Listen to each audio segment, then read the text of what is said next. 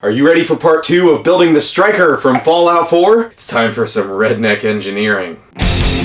I'm going to be doing some ridiculous things to get this thing to work correctly, safely, to get it to work. And the first thing I'm going to do is a trick that a friend of mine from up on the mountain taught me a long time ago. This is an awesome trick, and I watched my buddy use this to hone out cylinders because he didn't have a hone. You take a sponge, take some sandpaper, and you attach it to something on the outside, and it squishes and it gives you tension and you can hone something out. But in this case, I need to sand these out because my bearings don't fit inside of the PVC caps, but the caps fit perfectly inside of my springs. Then I've got some washers that go on the bolts, but the washers don't fit through the bearings. I'll deal with that later. First, we're gonna sand these out. You can see I split this tube and then I cut these pieces off, and this is what I'm gonna use to mount the sandpaper to for my thing.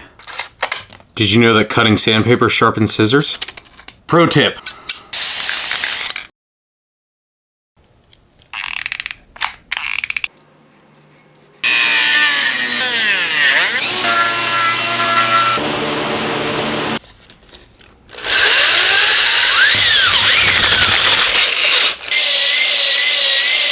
That was taking forever, and I'm impatient, but it's close. So I'm gonna heat these up, and then I'm gonna push these in, because PVC becomes very flexible once it's hot. But you gotta wear a respirator, because when you heat PVC up, it releases stuff that literally kills you. Look up phosgene. Crazy stuff.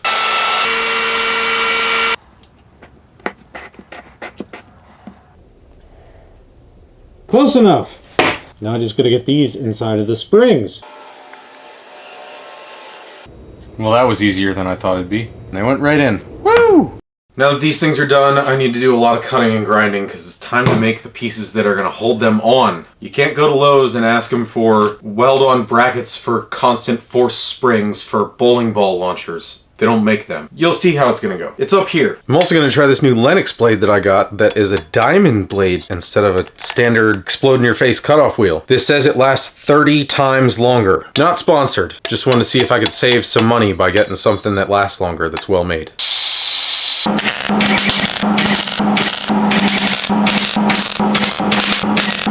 A weldy ball jumped inside the glove and got me. Charcoal skin. Weldy balls will get you.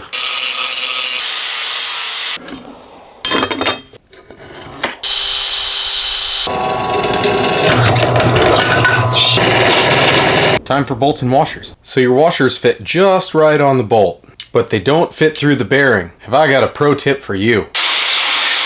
Take your angle grinder and remove some of the washer. And when they spin on the bolt, keep them round, but it's smaller and it'll fit through your bearing. I don't know how many times you're gonna run into this, but it's good to know, right? Maybe? I don't know.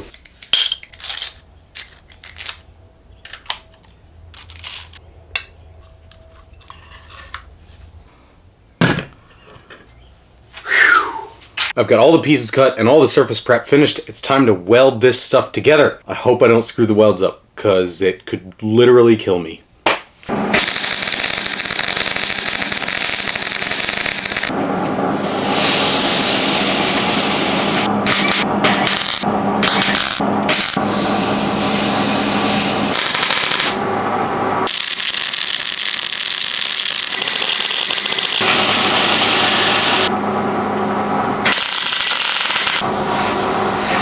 Well, there it is, they're attached. I just screwed this one up. I wasn't paying attention to how it's actually angled like this. I lined this up with the front plate right here. That's perfectly flush and square, but it's not square to the beam, which I should have been paying attention to, but I wasn't, because I was not paying attention, which was stupid. That's a major mistake. But it's metal, and you can fix it. So I'm gonna cut this one off and try to weld it back on in place, and hopefully I'll do it correctly this time and I won't screw it up again.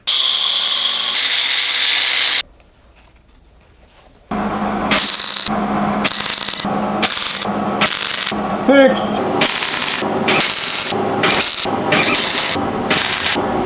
Triangle. If you're worried about my springs losing the temper, I've been quenching everything right away so that they stay nice and cool. I made the sled connection pieces. Time to put these on. There's a lot of tension there. Time to put this thing on so I can pull this thing back. I'm only pulling back 80 pounds. This is massive overkill, but I know it won't break.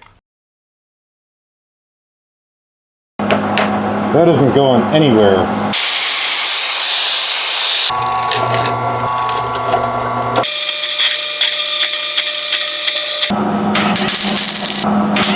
Don't know how good that's gonna work. That was a galvanized washer and this is stainless steel. But I guarantee it's stronger than it was before. I have 32 rivets. What are the chances of that?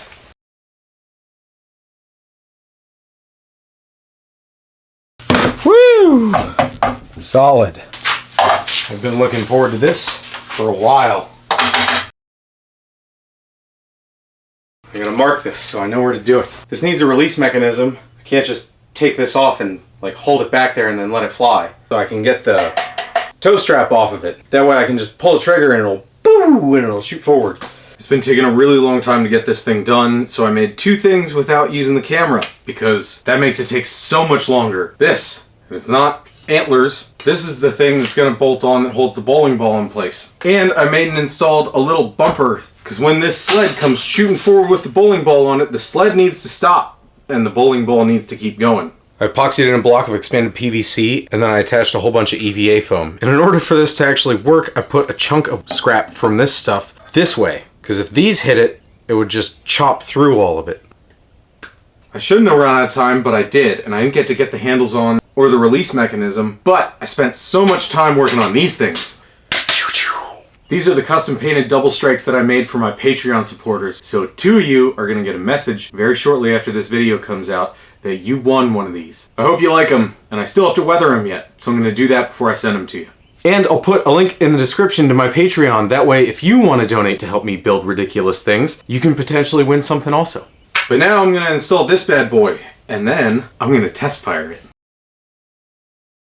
And if you're wondering how I made the template to get such a ridiculous shape to hold the bowling ball, I tried to use paper and hold it in place and try to get it to fit around the bowling ball and then get my locations for the bolt holes. But that wasn't working very well, so I kind of used the technique I've seen before when people make templates for helmets, and that's where you take like masking tape and wrap it around the thing that you're trying to make a template for, and then you peel it off and then you stick that down, and that's how you get your template.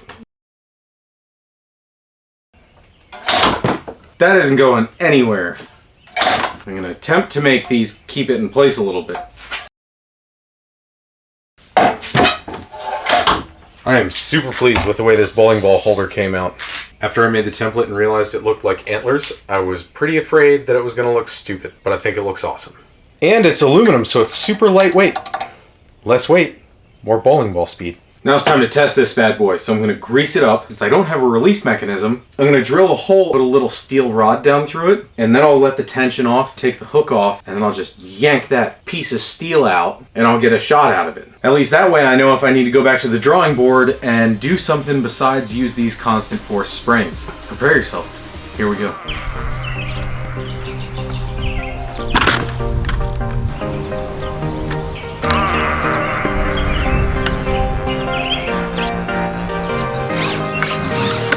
There's always something.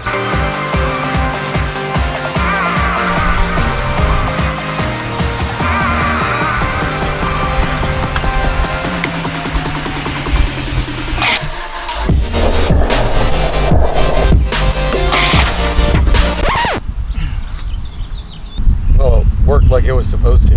Let's try that again.